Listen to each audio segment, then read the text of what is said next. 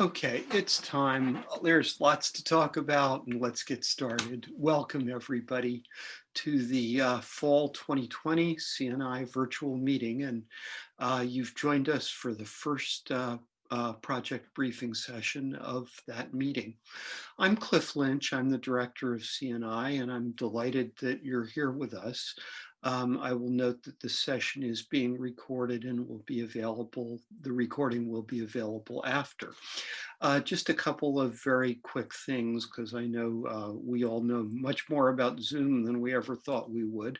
Um, Everybody's muted at the moment, except for our speakers, and you can use the Q&A box to ask questions for the speakers. We'll deal with all of those at the end of the presentation. There is also a chat, and you're welcome to use that for comments as we go along.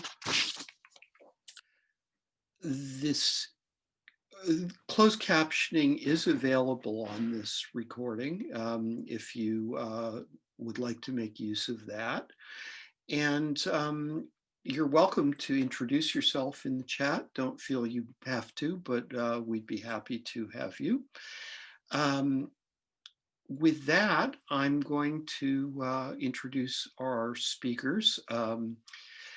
Diane Goldenberg-Hart of CNI will beam into existence after our presentations are complete to moderate the Q&A session. Martin Halbert, an old friend of CNI's who's worked with us for many years in many capacities and done a lot of fascinating work, is now at the National Science Foundation as a rotating program officer. And I'm delighted to have him back with us. He is going to be joined by Lance Vowell from the Science Office at the U.S. Department of Energy. And they're going to talk to us about a collaboration that they've had in place to support a platform for providing access to federally funded scholarly publication as part of the public access mandates that our funders are putting in place. And with that, I will turn it over to Martin, who is going to start the presentation. Welcome, Martin. Thank you very much, Cliff. Thank you for having us here today, and we're delighted to be your first set of presenters in this virtual CNI meeting. Lance, go ahead and go to the first overview slide.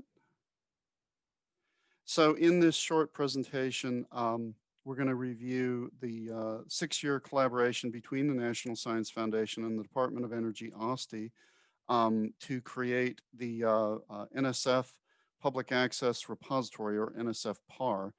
And we'll give you a little bit of history about this partnership as well as descriptions of the technical implementation details. Go ahead, next slide. So many of you will remember the Holdren memo issued by John P. Holdren in 2013 from under the Obama administration from the White House Office of Science and Technology Policy, which directed agencies that issued more than $100 million in sponsored programs to develop plans to support public access to the results of research funded by the federal government, especially peer-reviewed publications and digital data. Next slide. And many agencies responded to this. In the case of NSF, under Dr. Francis Cordoba, we developed this public access plan, NSF-1552, if you want to look it up online. It was entitled Today's Data, Tomorrow's Discoveries, Increasing Access to the Results of Research Funded by the NSF. And it laid out a plan for responding to the Holdren memo. This NSF 1552 plan was developed largely by Amy Friedlander. I want to give her a lot of credit for leading the development of this initiative, but with also many contributions by others at NSF and, of course, at DOE, as you're going to hear. Next slide, Lance. So just a very high-level scan of the 1552 plan. It laid out a set of goals whereby NSF would create an open, flexible, and incremental approach, and those are my emphasis in that quote, to develop this extended infrastructure to reposit publications by NSF awardees. And it in particular called out this notion that we would work with other federal agencies, and in particular, Department of Energy, in this collaborative infrastructure that you're going to hear a little bit about. And I'm very proud of this collaboration. I think it represents a great example of interagency work and reuse of software and expertise to accomplish this federal public access mandate. So over to you, Lance. Thank you, Martin. As Cliff said, and others said, my name is Lance Vowell. I am the Assistant Director for the Applications Development and Operations with the Department of Energy's Office of Scientific and Technical Information. We are hosted in Oak Ridge, and that's going to come into play pretty importantly in just a few minutes when I start diving into some of this technology. Most of the time when I do these sorts of presentations, I have to ask the facilitator to give me just a little extra time so I can get through my whole title. I know it takes up quite a bit of time there. So, but I do appreciate this opportunity. And as Martin alluded to, this collaboration started back in 2013 or 2014. I've been with the project since the very beginning as the project coordinator and the project manager from the Department of Energy's side.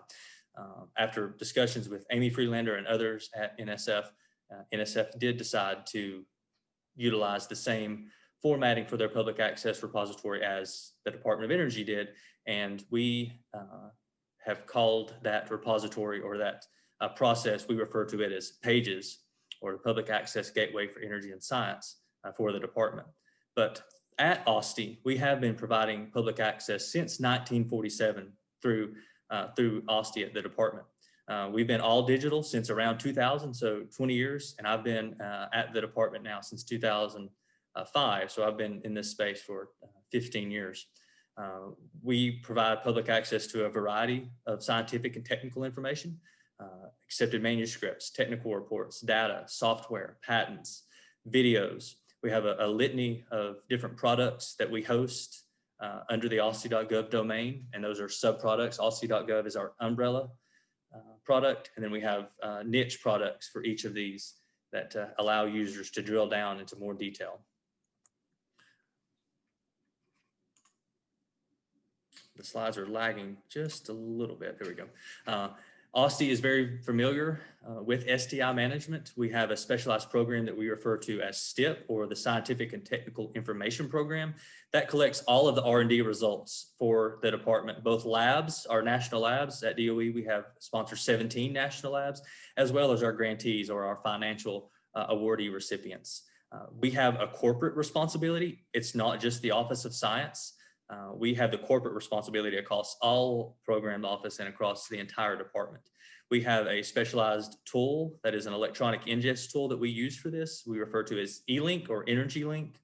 Currently we're processing 50,000 or over incoming STI products annually. And that goes back to that list of product types that I mentioned earlier. So through STIP and through eLink, we were and continue to be well positioned to extend our existing infrastructure to accommodate accepted manuscripts after that 2013 OSTP memo went out. We felt that we felt confident that we were able to extend our infrastructure and our knowledge to assist other federal agencies that may be interested, and NSF took us up on that offer. Our approach is extensible, not only to NSF, but to other agencies. We also work with DOD's DTIC to implement their public access plan. Our submission infrastructure is well established. Like I said, we've been doing this digitally for 20 years now and can be customized to meet the needs of other agencies which you'll see very shortly how we did customize our infrastructure to allow for NSF's public access. NSF saw that partnership, or they saw that opportunity, and they reached out for the partnership with that long-term goal being preservation and access, not just immediate access, not just short-term access, and that will come into play in just a few more minutes as well. NSF-CAR deployment. Working with NSF, we developed what Martin referred to earlier as the NSF Public Access Repository, or NSF-PAR. That is a submission tool, and that submission tool allows NSF PIs to directly deposit peer-reviewed, published journal articles and juried conference papers into a repository at NSF. The NSF Public application is a dissemination product that is a special product for these peer-reviewed journal articles and conference papers. So there are two sections for NSF-PAR. We have NSF-PAR, the submission tool that allows for the submission, and then we have NSF-PAR Public, which is the dissemination portion of that. And it's the dissemination for NSF supplied metadata and the appropriate full text, metadata, and links from Chorus, which I'll get to in just a moment, what that Chorus part means. And we also have the potential for adding additional product types, which include data, which NSF and DOE are currently working on together to see how they may want to approach that. And I think Martin will touch on that briefly later. Just with DOE pages, it is a hybrid model. It both consists of NSF PI supplied records as well as Chorus supplied supplemental records, which are used to supplement the collection. And I'll get to that in more detail in just a few moments. This was an integration at the technical level. There was a lot of integration that had to go on here to make this work. And how we did that, we started with a single sign-on. That was the most far-reaching interagency collaboration that we worked through with this.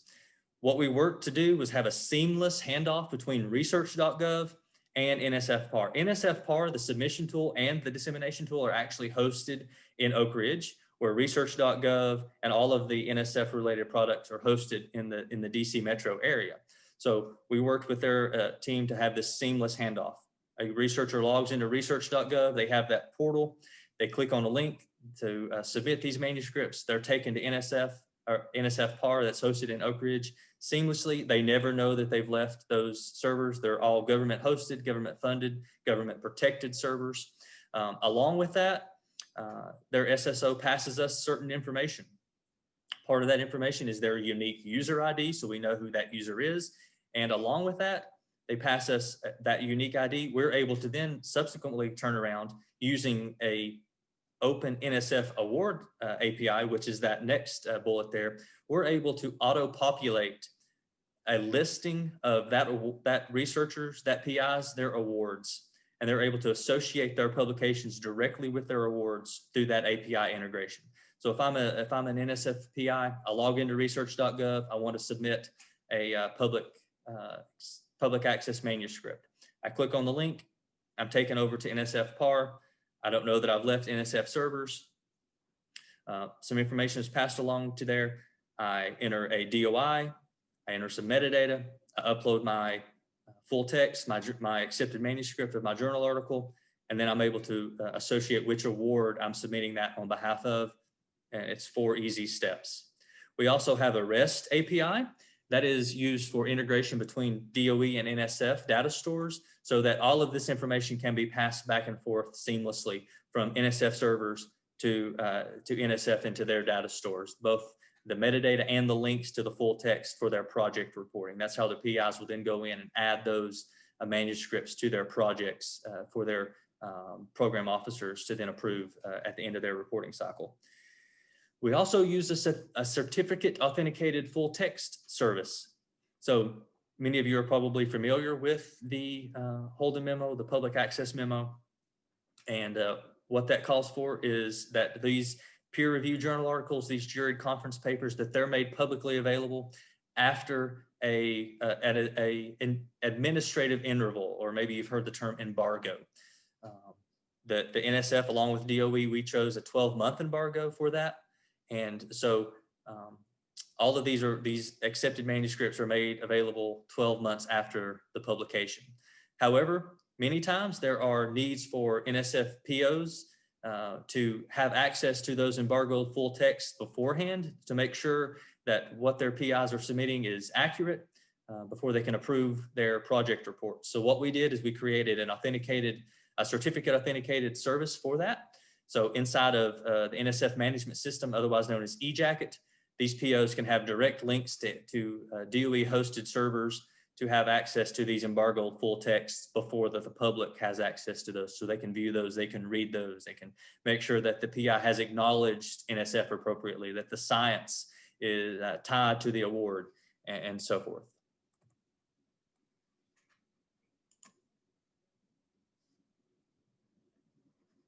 Next slide. There we go. We also integrated with some third-party services. Those third-party services, two of those that I'll talk about today, are Crossref. The reason that we integrate with Crossref is DOI services, of course. What we're able to do for these PIs, the PIs, once they get and they're ready to submit their publication, they don't have to sit there and hand type all of that metadata, the title, the publication date, a list of authors, a list of author organizations, ORCID IDs. If they have that DOI, that digital object identifier, they can put that in a box, they can hit submit, and we'll auto-populate that metadata for them using integration with Crossref APIs. If they don't have that, of course, they do have to type that metadata in there, but the vast majority of these submissions are done through what we call auto-population. So they don't even have to type that metadata in. They can put that DOI in, they can get their metadata auto-populated. Once they verify that it's the correct information, they hit a button, they're taken to a screen where they upload that accepted manuscript version. Then they hit another button, they associate their correct award, they verify all that information is correct, they submit it, and they're done. They're taken back to research.gov fairly seamlessly. We've also integrated with, this is a big shout out to Amy Freelander. Her part here, we integrated with the ISSN database, an international standard serial number. It provides lookup services for ISSNs and journal titles for those that are being manually submitted. So those that may not have a DOI, or they weren't able to auto-populate that information for whatever reason, manually putting that in. It was very important to the integrity, the metadata integrity of this repository to NSF, that those ISSNs and those journal names were authoritative and authentic. So what we did, we integrated with the ISSN database. We have type aheads. We have type aheads for both the ISSN and their journal name, or the journal name. So all of those are authentic, authoritative journal titles and ISSNs that are paired up with these submissions. So that metadata integrity is solid. We also integrated with Chorus.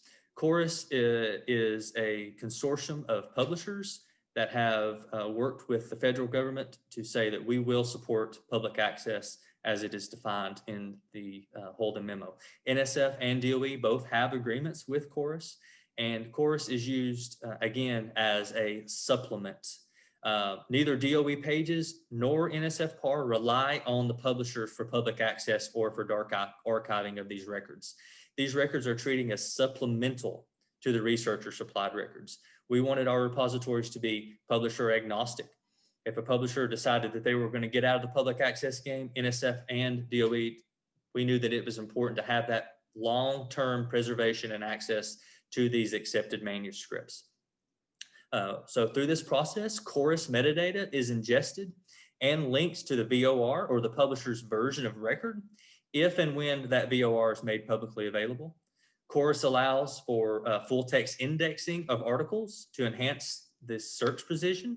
So what we do every night is we go out and we do a specialized query on Crossref APIs, and we ingest all of the appropriate NSF funded and related articles into PAR. And then we process those to say, are these publicly available? Will these be publicly available? What version has the publisher made available? Is it the version of record, or is it a publisher's version of the accepted manuscript? All of that goes into this calculation for what we call the best available version. And there's a hierarchy there that is related to exactly what the publisher makes available. The key objective is that for DOE pages and for NSF-PAR, We want public access to that best available version while not being reliant directly on the publishers for that long-term access. An important part of this is that Chorus does allow for that full text indexing. So what we do is they make a version of their full text available. It's downloaded, text is extracted from that, and then that PDF is thrown away. That PDF is not dark archived. The dark archiving is directly, their download of the full text is directly related to full text indexing for search precision and accuracy. We don't keep that for any amount of time. Until we get that full text out, we throw that out. This is that best available version concept, just a little bit deeper on that. What occurs inside of the NSF-PAR and DOE pages is this comparison. It's submissions of NSF-PI submissions along with this collaboration with publishers from Chorus and Crossref. And the intersection of those allows for this best available version. Chorus offers a single feed for all publishers, so we don't have to go out and have individual agreements, which I remember back in 2013 timeframe, or even before, DOE was seeking to have these individual relationships with individual publishers. Chorus kind of packaged all that into one package and allows us to have one agreement with them, and then the publishers agree to a set of standards.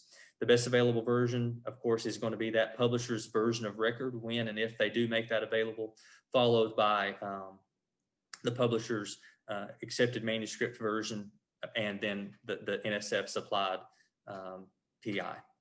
The NSF-PI supplied version. Crossref, of course, allows that standardized metadata, including the funding sources, the licensing, the start dates for those licenses. All of those go into allowing for public access to happen. These are just a few screenshots of NSF-PAR Public. This is that public version that we're seeing here. You can see here that this is a version of a record that goes directly to the publisher's version of record. So we know that through our calculations, looking at that metadata, that we know that this publisher at that DOI has made their VOR available. So that's what we make available to the public. You can see on that bottom screenshot, there's a little open lock there. That's an open access. Typically that open lock indicates this is open access. So if a researcher or the public went and they searched on this record in NSF-PAR, they would be taken directly to the publisher's version of record, regardless of whether there was an NSF supplied AM for that or not. However, if the publisher decided to take this version offline, we would then be able to make that AM version available subsequently after that. Another version here, this is actually a publisher's accepted manuscript, that second tier of the best available version that I was referring to earlier. And you can see here that this APS physics article actually directly acknowledges Chorus on this accepted manuscript version. So if a user found this particular record in NSF-PAR, they clicked on that DOI, they would be taken to a landing page and they would have direct access to this publisher AM version. And then this is a record that where the best available version happens to be the open version of that free publicly accessible AM that was submitted by an NSF-PI. So what this tells me is, when I look at this, is that the publisher didn't make this either the version of record or the AM available on their platform, or we didn't recognize that in the metadata. So if a user came, they found this record, they clicked on that accepted manuscript link, and they would be able to download that version that was directly submitted by the PI. So you can see how that best available version hierarchy just kind of flows down from there. And I think, Martin, I'll turn it over to you. Sure, just to bookend this, the system as it currently exists and all the functionality that Lance went through, we are now calling PAR 1.0, and we are now actively in the development planning process for what we are considering PAR 2.0. And it will feature a number of new upgrades, in a set of improved workflows for award link management functions. What I mean by that is our researchers have the capacity to link the publications to the specific awards that funded the activity.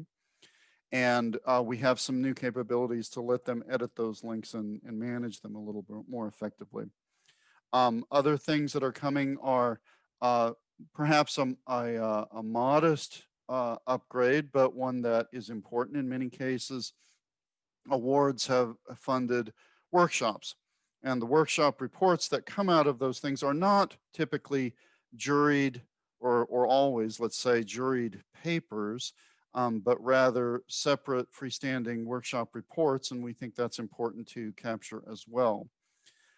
Finally, probably the biggest set of work that we're going to be undertaking over the coming months is upgrades to the NSF-PAR that will allow research data sets to be recorded and submitted to the system in terms of metadata, DOIs, other persistent identifiers. And that is very much in the spirit of the Holdren memo from 2013. So it's very important to me to see that PAR fosters good or best practices in terms of research data management. So we will be, NSF, I'm particularly interested in research proposals that foster good research data management practices. We have two current Dear Colleague letters that are still active regarding, sort of programs that will foster good research data management practices and projects to advance that. All of this will collectively comprise what we are terming the PAR 2.0 system. We don't specifically have a specific timeline for the implementation yet, but we're hoping to achieve, really a significant amount of progress by the end of calendar 21. With that, Lance and I would be happy to answer any questions people have.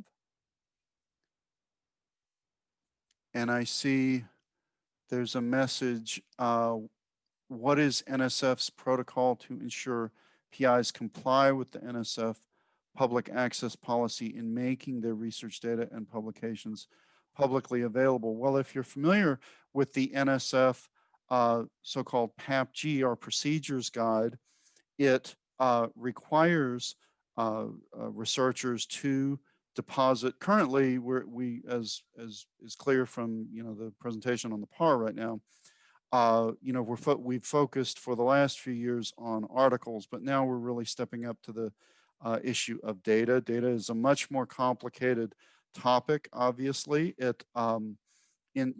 data set can be anything from 20 kilobytes to 20 petabytes, and we've had to think through, what sort of repository records we will be ingesting into the system to accommodate, good access to data sets. But that's really the focus of the work that Lance and I and our teams are working on right now, is to lay out that workflow.